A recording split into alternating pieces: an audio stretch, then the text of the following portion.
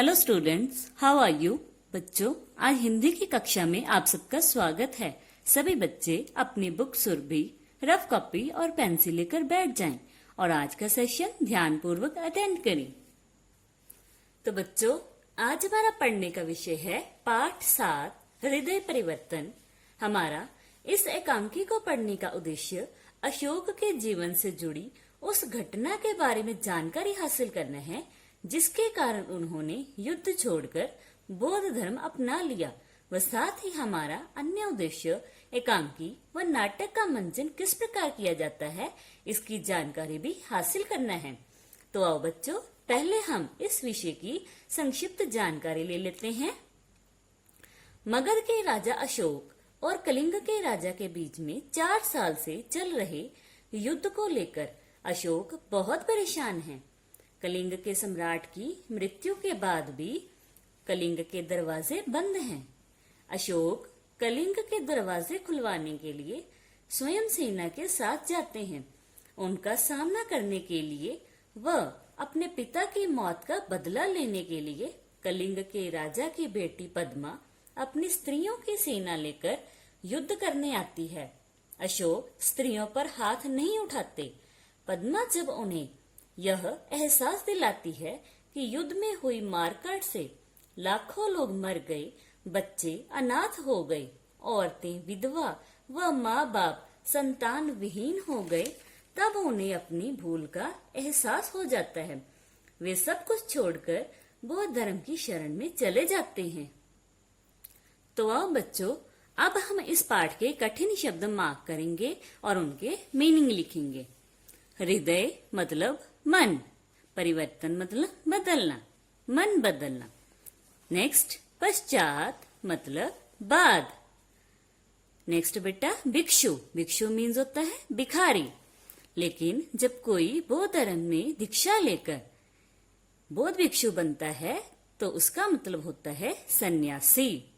Next बेटा, हिंसा, हिंसा मीन्स मारकाट। नेक्स्ट, प्रण, प्रण मीन्स प्रतिज्ञा, प के पैर में र, तक को छोटी, ज्ञ को आ, प्रतिज्ञा। नेक्स्ट, शिविर, शिविर मतलब सैनिकों का डेरा। आगे बेटा, पताका, पताका मीन्स झंडा। आगे सम्राट, सम्राट मीन्स बड़ा राजा। आगे संध्या, संध्या मीन्स शाम। नेक्स्ट बेटा, चिंता, चिंता मतलब परेशानी। आगे आसन, आसन मीन्स रॉयल सीट। नेक्स्ट, स्वतः मीन स्वयं, आधा स व य के ऊपर बिंदी, स्वयं। नेक्स्ट, 4 साल से, सिंस 4 years। नेक्स्ट बेटा, असफल, असफल मीन्स नाकामयाब, न को आ, क को आ, म, य को आ, ब, नाकामयाब। नेक्स्ट, द्वारपाल, द्वारपाल मीन्स गेट कीपर। नेक्स्ट, संवाददाता, संवाददाता मीन्स संदेश देने वाला। नेक्स्ट बेटा, पेज नंबर 55, प्रवेश मीन्स अंदर आना। नेक्स्ट, संवाद, संवाद मीन्स समाचार। नेक्स्ट, गुप्तचर, गुप्तचर मीन्स जासूस। आगे, प्रसन्नता पूर्वक मीन्स खुशी से। नेक्स्ट बेटा, विजय, विजय मतलब जीत। नेक्स्ट, दुर्ग, द को छोटा ऊ, ग के ऊपर रेप, दुर्ग, दुर्ग मीन्स किला। नेक्स्ट, उत्तेजित, उत्तेजित मीन्स एक्साइटेड। आगे, फाटक, फाटक मीन्स दरवाजा। नेक्स्ट बेटा, संचालन, संचालन means command, COMMEND, command. Next, संकेत, संकेत मीन्स इशारा। नेक्स्ट बेटा, पेज नंबर 56, प्रातः काल मीन्स सुबह। नेक्स्ट, शस्त्र, शस्त्र मीन्स हथियार, शस्त्र सज्जित means with weapons, WEAPONS। Next, आत्मसमर्पण मीन्स घुटने टेकना। नेक्स्ट बेटा, मातृभूमि मीन्स जन्म स्थान। आगे, शपथ मीन्स कसम। नेक्स्ट, प्रण, प्रण मीन्स प्रतिज्ञा। आगे बच्चों, सहसा, सहसा मीन्स अचानक। नेक्स्ट आश्चर्य, बड़ा आ, आधा श, च, य के ऊपर रेफ। आश्चर्य मीन्स हैरानी। नेक्स्ट बेटा विशाल, विशाल मीन्स बड़ी। आगे वीरांगना, वीरांगना मीन्स वीर स्त्री। नेक्स्ट वेश, वेश मीन्स पहरावा। नेक्स्ट बेटा चंडी, चंडी मीन्स दुर्गा। द को छोटा ऊ, ग को आ ऊपर रेफ, दुर्गा। नेक्स्ट बेटा पेज नंबर 57, मंत्रमुग्ध मतलब बेसुध। नेक्स्ट भगिनी, भगिनी मीन्स बहन। नेक्स्ट लोहा लेना, बेटा यह एक मुहावरा है। लोहा लेना मीन्स टक्कर लेना। नेक्स्ट पराधीन, पराधीन मतलब दूसरों के अधीन। आंखें बंद करना मतलब मर जाना, ये भी एक मुहावरा है। नेक्स्ट साक्षात, साक्षात मीन्स सचमुच। आगे वध करना मतलब मारना। नेक्स्ट बेटा कन्या, कन्या मीन्स बेटी। आगे हत्यारा, हत्यारा मीन्स कातिल।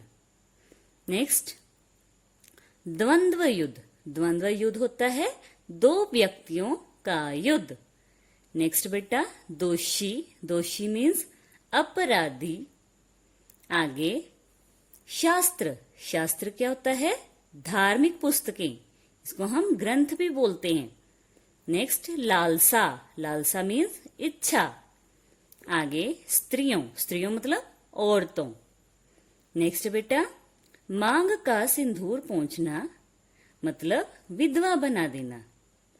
नेक्स्ट खून की प्यास बुझाना मतलब मारने की इच्छा पूरी करना।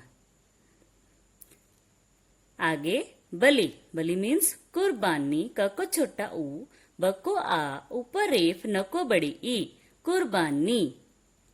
तो आओ बच्चों अब हम इस पाठ की रीडिंग करेंगे। सम्राट अशोक कलिंग युद्ध के पश्चात एक बौद्ध भिक्षु बन गए। उन्होंने जीवन में कभी भी हिंसा न करने का प्रण लिया।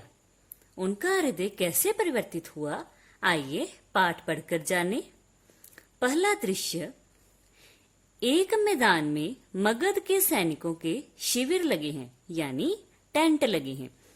बीच में मगध की पताका फहरा रही है। पताका के पास ही सम्राट अशोक का शिविर है। संध्या बीत चुकी है। आकाश में तारे चमकने लगे हैं। शिविरों में दीपक जल गए हैं। अपने शिविर में अशोक अकेले टहल रहे हैं। उनके मुख पर चिंता की छाया है। चिंता मीन्स परेशानी है उनके मुख पर। वे कुछ सोचते हुए आसन पर बैठ जाते हैं। अशोक, तो बेटा एकांकी में जो कथन जिस व्यक्ति ने कहा होता है उसका नाम यहाँ पर सामने बोल्ड करके लिखा होता है। तो इसका मतलब है कि संबंधित कथन जो है इस व्यक्ति ने कहा है। अशोक अपने आप से कह रहे हैं, स्वयं मतलब अपने आप से, आज 4 साल से यह युद्ध हो रहा है और कलिंग आज भी जीता नहीं जा सका है। दोनों ओर के लाखों आदमी मारे गए हैं, लाखों घायल हुए हैं, पर हम आज भी असफल हैं। क्या होगा इसका परिणाम? तो बेटा यहाँ तक पढ़कर हमने ये जाना कि 4 साल से चल रहे युद्ध में लाखों लोग मारे गए। अशोक इसके परिणाम को लेकर बहुत परेशान हैं। आगे द्वारपाल सिर झुकाकर, द्वारपाल सम्राट अशोक को सिर झुकाकर कहता है, राजन संवाददाता आना चाहता है। आगे बेटा अशोक कहते हैं, आने दो। संवाददाता अंदर आता है। अंदर आकर कहता है, महाराज अशोक की जय हो। शुभ संवाद है, यानी शुभ समाचार है। गुप्तचर समाचार लाया है कि कलिंग के महाराज लड़ाई में मारे गए हैं। अशोक बहुत ही प्रसन्न होते हैं और खुशी से कहते हैं, मारे गए हैं तो मगध की विजय हुई है, कलिंग जीत लिया गया है। लेकिन संवाददाता चुप रहता है। अशोक उसे कहते हैं, बोलते क्यों नहीं हो तुम, चुप क्यों हो? संवाददाता धीरे से कहता है, बोलूं क्या महाराज, कलिंग दुर्ग के फाटक आज भी बंद हैं। फिर किस मुंह से कहूं कि कलिंग जीत लिया गया? अशोक बड़े उत्तेजित होकर कहते हैं, कलिंग के फाटक आज भी बंद हैं? संवाददाता कहता है, हाँ महाराज, कलिंग के फाटक आज भी बंद हैं। अशोक उत्तेजित होकर खड़े हो जाते हैं और कहते हैं, बंद हैं तो खुल जाएंगे। जाओ, जाकर सेनापति से कह दो कि कल सेना का संचालन मैं स्वयं करूंगा। कल या तो कलिंग के दुर्ग के फाटक खुल जाएंगे या मगध की सेना ही वापस चली जाएगी। जाओ। वे हाथ से जाने का संकेत करते हैं। तो बेटा, यहाँ तक पढ़कर हमने ये जाना कि संवाददाता कलिंग के फाटक बंद होने का समाचार सम्राट अशोक को देता है। तो सम्राट अशोक कलिंग के फाटक खुलवाने के लिए स्वयं सेना के साथ जाने का निर्णय लेते हैं। नेक्स्ट बेटा, दूसरा दृश्य, दूसरे दिन प्रातःकाल का समय है। अशोक शस्त्र सज्जित घोड़े पर बैठे हैं। उनके पास उनका सेनापति है। सामने कलिंग दुर्ग है जिसके फाटक बंद हैं। अशोक अपने सैनिकों से कहते हैं, मेरे वीर सैनिकों, आज 4 साल से युद्ध हो रहा है, फिर भी हम कलिंग को जीत नहीं पाए हैं। उसके किसी दुर्ग पर मगध की पताका नहीं फहरा रही है। कलिंग के महाराज मारे गए हैं। उनके सेनापति पहले ही कैद हो चुके हैं, फिर भी कलिंग आत्मसमर्पण नहीं कर रहा है। आओ, आज हम अपनी मातृभूमि की शपथ लेकर प्रण करें कि या तो हम कलिंग के दुर्ग पर अधिकार कर लेंगे या सदा के लिए मृत्यु की गोद में सो जाएंगे। सब सैनिकों को प्रोत्साहित करते हैं और सब सैनिक महाराज की जय जयकार करते हुए अपनी तलवारें खींच लेते हैं। तलवार खींचकर वो बोलते हैं, मगध की जय, सम्राट अशोक की जय। सहसा दुर्ग का फाटक खुल जाता है। सब आश्चर्य से उधर देखने लगते हैं। उनकी तलवारें खींची की खींची रह जाती हैं। शस्त्र सज्जित स्त्रियों की विशाल सेना फाटक के बाहर निकलने लगती है। सेना के आगे पुरुष वेश में एक वीरांगना है जो सैनिक वेश में साक्षात चंडी से दिखाई देती है। तो बेटा, यहाँ तक पढ़कर हमने ये जाना कि जब दुर्ग का फाटक खुलता है और पद्मा अपनी स्त्रियों सेना के साथ दुर्ग से बाहर आती है तो सभी इस विशाल सेना को देखकर हैरान रह जाते हैं। यह कलिंग महाराज की लड़की पद्मा है। स्त्रियों की सेना अशोक की सेना से कुछ दूरी पर रुक जाती है। अशोक के सिपाही मंत्रमुग्ध से देखते रह जाते हैं। अशोक भी चकित रह जाते हैं, यानी हैरान रह जाते हैं। पद्मा अपनी स्त्रियों सेना से कहती है, आगे बढ़कर अपनी सेना से कहती है, बहनों, तुम वीर कन्या, वीर भगिनी, वीर माता और वीर पत्नी हो। जिस सेना ने तुम्हारे पिता, भाई, पुत्र और पति की हत्या की है वह तुम्हारे सामने खड़ी है। आज उसी से तुम्हें लोहा लेना है। तुम प्रण करो कि जननी जन्मभूमि का को पराधीन होते देखने से पहले तुम सदा के लिए अपनी आंखें बंद कर लोगी। अशोक स्वयं से कहते हैं, यह कौन है? क्या साक्षात दुर्गा कलिंग की रक्षा के लिए युद्ध भूमि में उतर आई है? शेष सैनिक सभी स्त्रियां हैं। क्या स्त्रियों से भी युद्ध करना होगा? क्या अशोक को स्त्रियों का भी वध करना होगा? ना ना, मैं स्त्री का वध नहीं करूंगा। मुझे विजय नहीं चाहिए। मैं ये पाप नहीं करूंगा। मैं शस्त्र नहीं चलाऊंगा। सैनिकों, स्त्रियों पर हाथ ना उठाना। आगे बढ़कर कहते हैं, तुम कौन हो देवी? तो बेटा यहाँ तक पढ़कर हमने ये जाना कि यहाँ पर पद्मा अपनी स्त्री सेना को अशोक से युद्ध करने के लिए प्रोत्साहित कर रही है और अशोक सोचते हैं कि क्या युद्ध जीतने के लिए उन्हें औरतों का भी वध करना पड़ेगा। पद्मा कहती है, मैं कलिंग महाराज की कन्या हूँ। मैं हत्यारे अशोक की सेना से लड़ने आई हूँ। जब तक मैं हूँ, मेरी ये वीरांगनाएं हैं, कलिंग के भीतर कोई पैर नहीं रख सकता। कहाँ है अशोक?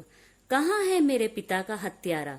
मैं उससे द्वंद्व युद्ध करना चाहती हूँ। अशोक कहते हैं, अशोक तो मैं ही हूँ राजकुमारी, दोषी मैं ही हूँ, परंतु आप स्त्री हैं। आपकी सेना भी स्त्रियों की है। मैं स्त्रियों पर शस्त्र नहीं चलाऊंगा। पद्मा कहती है, क्यों महाराज? अशोक, शास्त्र की आज्ञा है राजकुमारी। पद्मा, और शास्त्र की आज्ञा है कि तुम अपनी विजय लालसा पूरी करने के लिए लाखों माताओं की गोद सोनी कर दो, लाखों स्त्रियों की मांग का सिंदूर पोंछ दो, फूंक दो। क्या तुम्हारे शास्त्र तुम्हें यही सिखाते हैं? तुम हत्यारे हो। मैं अपनी बलि चढ़ाकर तुम्हारी खून की प्यास बुझाने आई हूँ। अपने सिपाहियों से कहो कि तलवार उठाएं। कलिंग की स्त्रियां तुमसे कुछ नहीं चाहती, केवल युद्ध चाहती हैं। तो बेटा यहाँ तक पढ़कर हमने यह जाना कि पद्मा अपने पिता की मृत्यु का बदला लेने के लिए अशोक से द्वंद्व युद्ध करने आई है। पद्मा अशोक को शस्त्र उठाने के लिए कहती है, लेकिन वह इसे अपने शास्त्रों के खिलाफ समझते हैं। लेकिन पद्मा उसे धिक्कारते हुए कहती है कि क्या तुम्हारे शास्त्र किसी के पिता, भाई, पुत्र या पति की हत्या की आज्ञा देता है? तो बेटा आज हमने इस पाठ का पेज नंबर 57 तक अध्ययन किया है। आप इसकी अच्छे से दोहराई करेंगे। इसके अगले भाग का अध्ययन करने के लिए आपसे अगली वीडियो में फिर से मुलाकात होगी। तब तक के लिए गुड बाय।